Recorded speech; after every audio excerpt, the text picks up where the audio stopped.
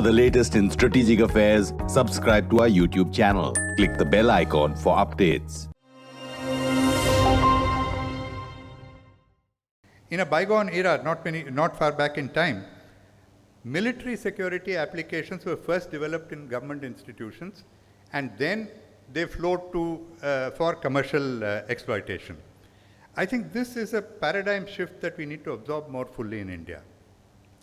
The other aspect is the country's self-confidence as a technology hub. We have achievements like the 5G I mentioned.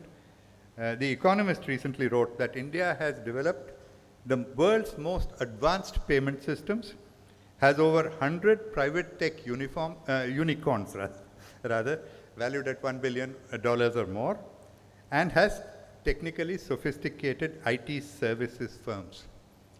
Yet, if you listen to our technology creators, they often cite a number of challenges.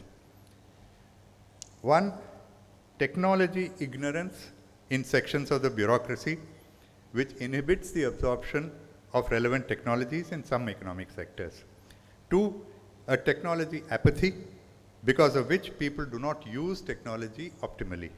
And three, a technology skepticism that drives people to look for solutions outside when they are available more cost effectively and more appropriate for our conditions in our own country. This urge, of course, often flows from both ignorance and apathy, but it is also stoked by vested interests. I think a better domestic awareness of our own technology prowess and potential is a very important goal for all of us to pursue. Thank you.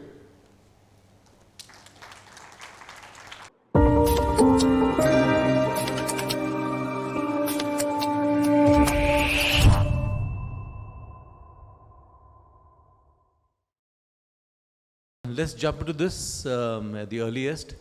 I'd like each of you to give us a sense of 5G. Where do you see it going? How important is it? What are your, what's your thinking on 5G? Abhay Karandikar, would you kick this off? Yeah, thank you. Thank you very much. First of all, I would, as all of you know, that 5G stands for fifth generations of cellular mobile communication system. The cellular mobile communication system has undergone several evolutions, starting from only voice connectivity to providing internet to a packet-based cellular mobile communications in 4G. The 5G actually brings a paradigm shift where we not only enable human-to-human voice communications or just the data communications, but a whole range of possibilities which will touch almost every sectors of economy. 5G communications is not just going to enable a faster broadband, but will also enable billions of devices which can be connected in a machine-to-machine communications. It will also enable the possibility of ultra-reliable and low-latency communications, which can also enable a host range of use cases and possibilities. In that sense, we can say that we are moving to an era where the wireless communications, which is going to reopen with 5G and beyond technology, is going to be providing an all-pervasive digital connectivity space in almost, all sectors where, the human lives touch. So this is really a fundamental game-changing technology evolution that we have seen over the years, starting from the second generation of mobile communications whose objective was to provide telephony while on the go, where we have reached where almost every device and every human being, be it the wearable devices or the industrial or the factory automations, they will all get connected. So I think this is how we have come in terms of the technology evolutions, and the possibilities are almost limitless. In the Indian context, it plays a very, very important role, because as you know, that wireless has become the primary broadband access mechanism in the Indian context.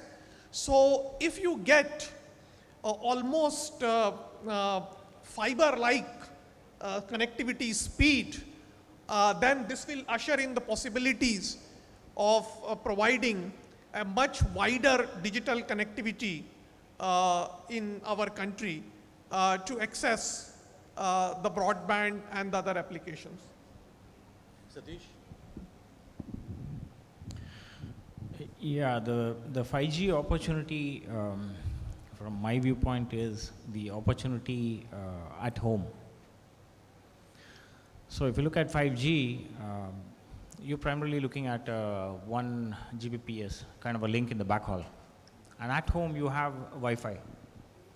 So essentially what happens is, the opportunity lies in trying to connect the home, and the application development space is not so much going to be on your phones, but it's going to be on the set-top box. So there'll be app development, but the platform is going to be the set-top box. That's where the biggest opportunity comes in. Why? Because you hear a lot of people talking about massive content consumption. Massive content consumption does not happen when you're on the go. It happens at the home, it happens in the schools. So this is where the opportunity lies, either schools, homes, all of these places. There is the underlying technology that will be needed to facilitate this. That's 5G as a backhaul, or 5G as a broadcast mode, or 5G is simply a broadband connectivity, what we call in 5G as EMBB, enhanced broadband mobility. It's not so much about mobility, but yeah, I mean, that's precisely where the opportunity lies. So this is the primary opportunity. You may hear a lot of discussion about IoT, opportunities in Industrial 4.0. These are all in my private networks, for example, 5G private networks. These are opportunities that is a thin slice of what the opportunity lies in the home. Even enterprise is a very thin technology, thin slice in my view, because these are technologies not just dependent on 5G. Majority of the automation today is autonomous. The fact that you say it is autonomous is that they don't need any connectivity. So you hear a lot of people talking about it will help in autonomous driving. Damn it, it is autonomous in the first place. What do you need connectivity for? I mean, either you not use the word autonomous, you say you need some kind of a connectivity to be in place so that you can do remote driving or something, which is a very small use case. It's not a very mass market use case. But the mass market use case is the connected home in this space, in 5G. That's precisely what the shift is. The opportunity space is also very big at home. Now you see so many people develop apps for the mobile phone. You don't see many people developing apps for the home, but that's going to change. It's going to be apps on the set-top box, which is again driven by the platforms. Education, you're talking of AR, VR. Where will that be consumed? It will be consumed in schools. And how will schools be connected? You put up 3 base stations which are dedicated to a school, for example, and provide them with 3 channels of broadcast over 5G. Then you have a connected school. Then you can have local content cached into an edge, etc., etc. That's how the story builds in.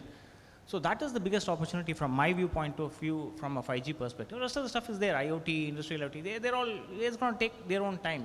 The reason why I believe IoT is a slow mover when compared to the opportunity at home is because, see, it's easy to talk of connectivity. I have IoT devices, which is all fine. But then, when you want to automate a factory, go talk to a factory and ask him to open up his interfaces. Let's see if you can do that. No. There is a robot which is coming from Japan, which is part of his production line, and that fellow will not open up anything about his whatever. It's a secret sauce that they make. I mean, that's the whole story. I mean, that's how they. So this is where that's where the challenge lies. So it is going to be a very slow process over a period of time, but the immediate opportunity for 5G is connected home.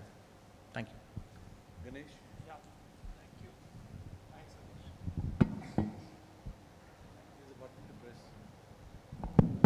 Hi, good afternoon. Good afternoon, everybody. Show of hands, how many of you have mobile phones? All of you have mobile phones. How many of you are happy with your mobile coverage and speed right now? Come on, at least half of you should be happy. Okay. How many of you have broadband fiber at home? All of you? All of you have fiber at home. That's pretty good. How many of you are happy with fiber? All of you are happy with fiber. Must be the richest neighborhood in the sum. So thank you. My name is Ganesh, and I'm very happy that my colleague from my esteemed competition believes the money is all to be made in consumer, which makes me happy because I run the B2B side of the Airtel, and I hope you won't be competing with me on the Airtel business side, because we believe the money should be all made in the corporate world in 5G. And the reason we believe that is simply this. Two countries, US and China, has rolled out 5G now. China has the highest 5G subscriptions today. They've reached about 14% of their mobile connections on 5G today. And US is lagging a bit behind. Neither of them have seen any big increase in mobile bills. There has not been a significant increase in revenue per user in China, even though in China the spectrum was given out almost free, and there was significant investment. They're much ahead of us. In India, we expect that 20% of the mobile connections will be 5G enabled in 3 years, which is actually 2 years better than 4G connection it took, right?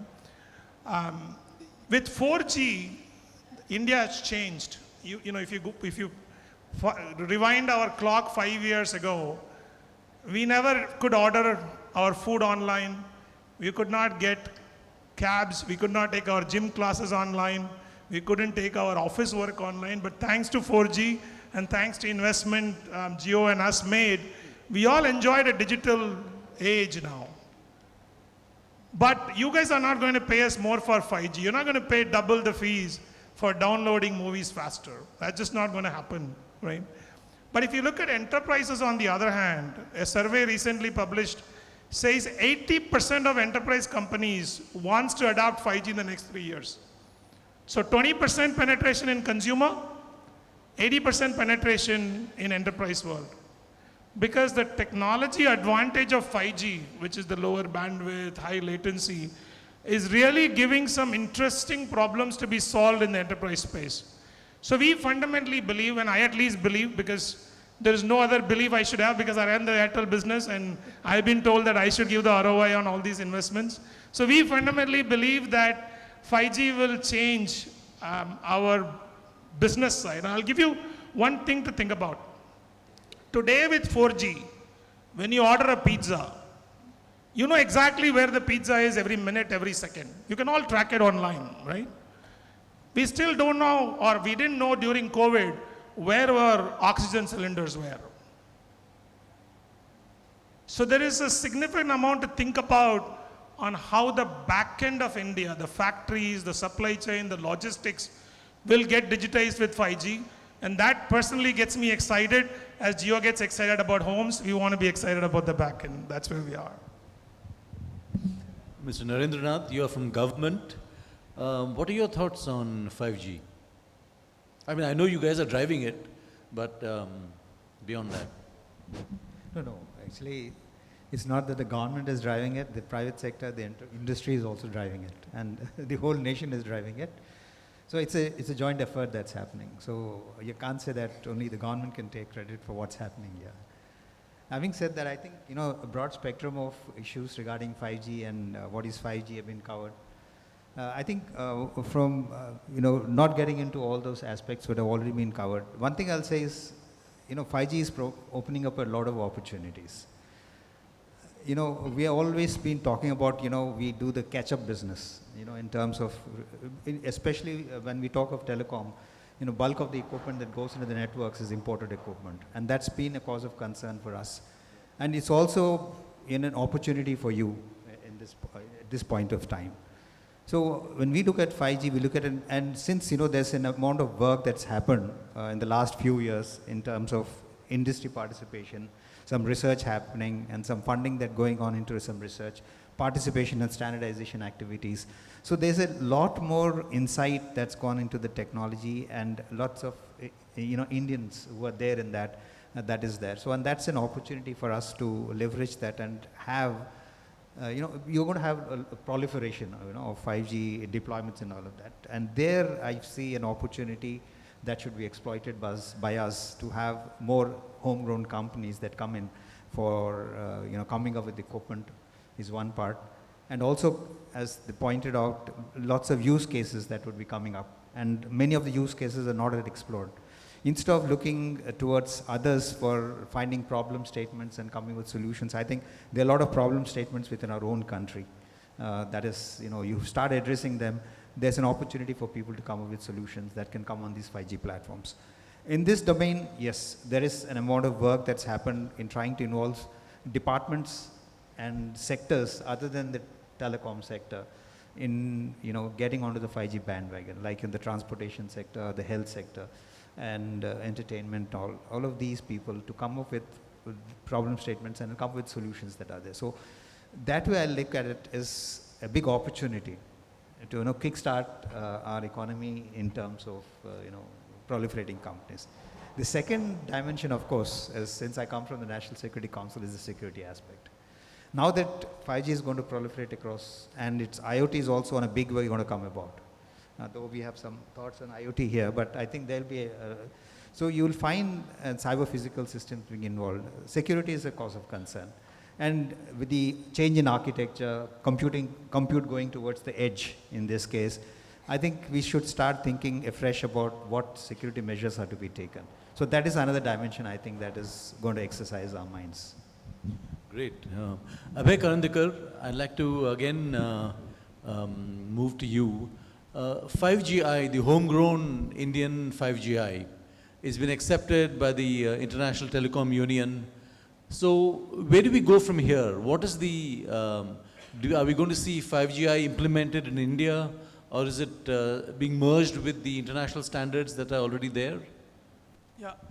So I think, so before I talk about 5GI, let me just give you a few context. I think, as you know, that in 2G and 3G, most of the IPRs were held by the Western nations. India's contribution to the global standards was almost minimal or none. We took a very decisive step for forming the Telecom Standards Development Society of India, which was the India Telecom SDO, in 2013. And in 2014, TSDSI, which is the India's Telecom SDO, became an organizational partner of 3GPP, which is a body comprising of the telecom SDOs of US, Europe, China, South Korea, and Japan. And through that TSDSI, it gave us an opportunity for Indian entities to take our IPRs, our requirements, to the evolution of the cellular mobile wireless communications that was happening in 3GPP in various releases. So I think that was our first foot forward in order to influence the global standards. A large number of Indian entities started participating in the 3GPP deliberations, and we started making contributions. Of course, there is always an element of when you want to push these IPRs into the standards, there are, this commercial and, technical and business interests are involved. And so when the ITU came out with the 5G requirements in the form of IMT 2020, which is sort of the official ITU name for 5G, Usually, I think the way in which the IMT 2020 will happen is that the 3GPP, which is the body which will submit it radio interface technology as a specification for IMT 2020. When some of our contributions that we wanted did not get into the 3GPP releases as the mandatory requirements, and we believed that those contributions will really help the India because as you know that the evolution of the 5G, the 3GPP was happening to support very high speed mobility. But as Satish mentioned that in Indian context, what is really needed is a very high throughput or high speed connectivity when you are sitting at home or with a low mobility. And also to address our rural areas, we needed a large sort of coverage. Then, as a part of the TSDSI, we decided to submit our own radio interface technology, which was largely based on the 3GPP specifications, but also had some of the features which were developed by some of the Indian institutions, and that was submitted as one of the possible radio interface technology to IMT 2020. ITU undergoes the evaluation of these radio interface technology, and of course the Indian contributions from TSDSI met that standards, and that was what named to be called as 5GI, which actually became a IMT 2020 family of standards. But over a period of time, now whatever is the features that we wanted to introduce into 3GPP, that has now become a part of 3GPP release 17. It has been merged into the 3GPP. And in that sense, now it is also will become a part of the IMT 2020 family of standard. So in all these, a series of both the technical and the commercial negotiations, we could finally get a sort of a pie of our knowledge and our IPRs and requirements as a part of the global standards. And when that happens, obviously, the equipments which will be made conforming to those global specifications will also have the features and the IPRs that we really wanted in order to have the broadband proliferations of the 5G in the Indian context. So I think that is sort of the whole context of the 5GI. Globally, as we have seen that as the mobile telecommunication technology has moved from 2G to 5G, there has been a shift in the balance of IPR, which has now really moved from the West to the Asia Pacific regions, both in terms of China, South Korea.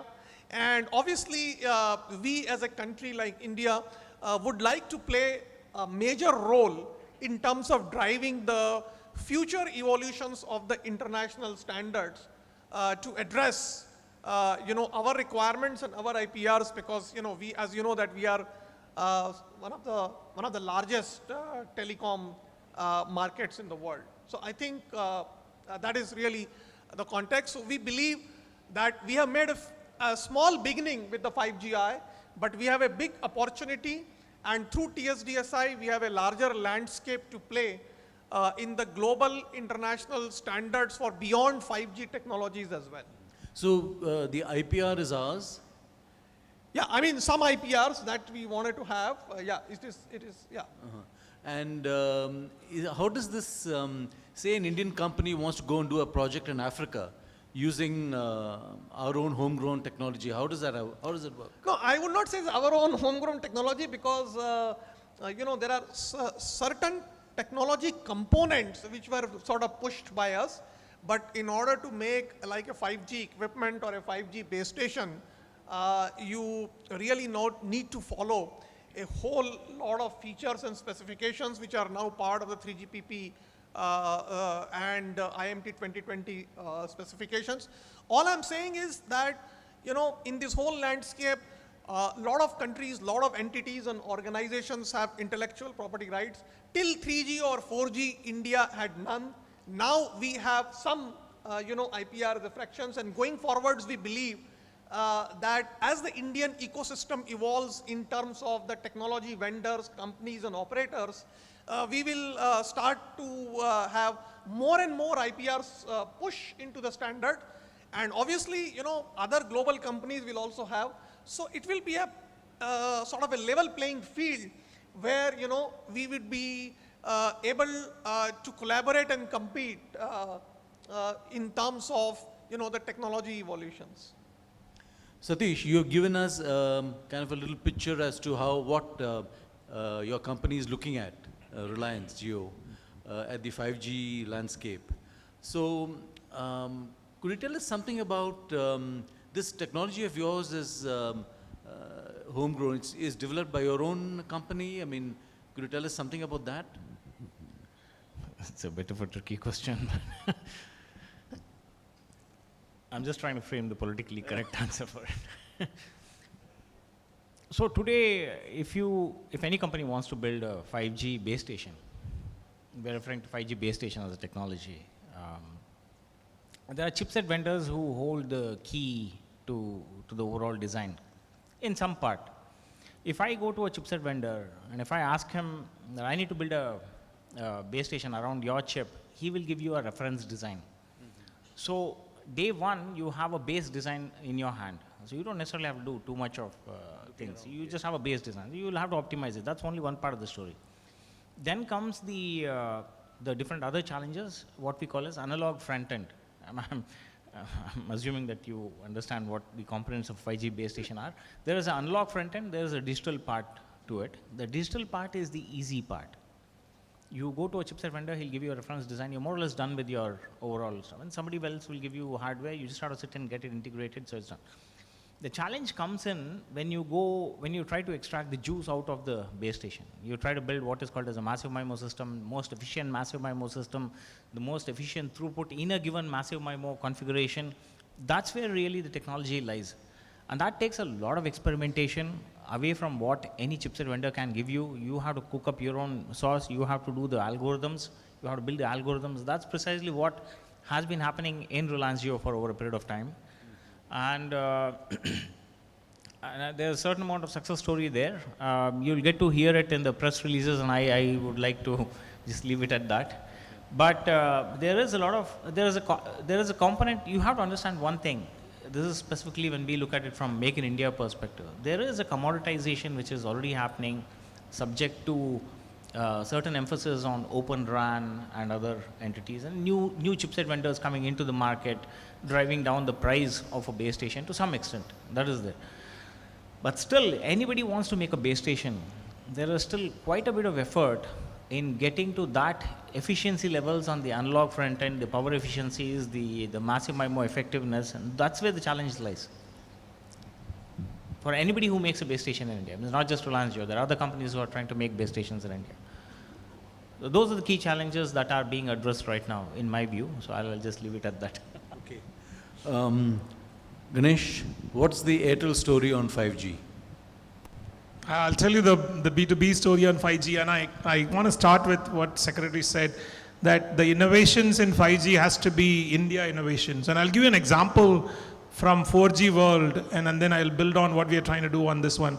So, if you go to any part of India, any town today, digital payment is accepted. Any vendor, small-time vendor, you can pay on mobile phone.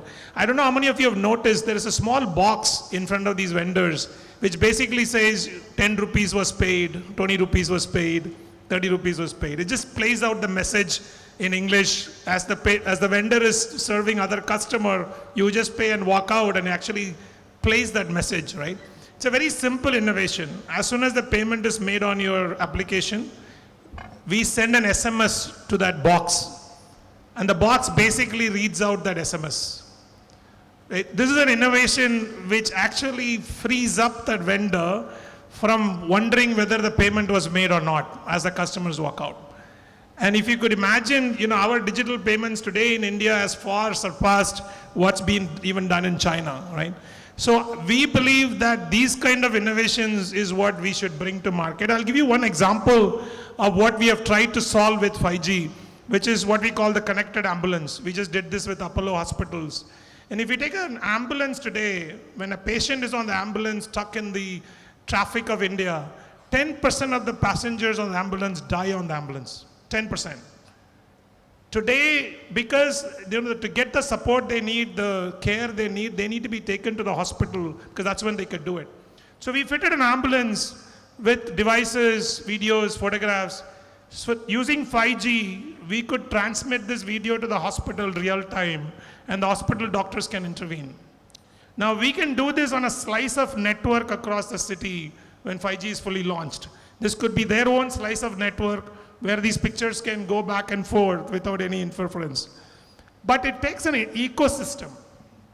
It takes somebody like Airtel to bring the slice of the network, the coverage. It takes the device manufacturers to make sure their device is 5G ready. It takes somebody like Cisco who partnered with us on this to make sure the data gets transmitted. And it takes somebody like Apollo, which is progressive enough to say, look, we'll try it, and when it's commercially viable, we will launch it. We believe this ecosystem has to be developed because the benefits 5G brings is so much ahead of what 4G got. There's a technology in search of problems to solve. And these problems can be solved only when government, telecom manufacturers like us, combine and create an ecosystem. We need an ecosystem of devices. We need an ecosystem of edge cloud computing. We just launched our own edge cloud just a week ago with IBM, again with partnership. So we believe this is going to need truly a full ecosystem to take full advantage of what 5G brings. And that's what we're investing in.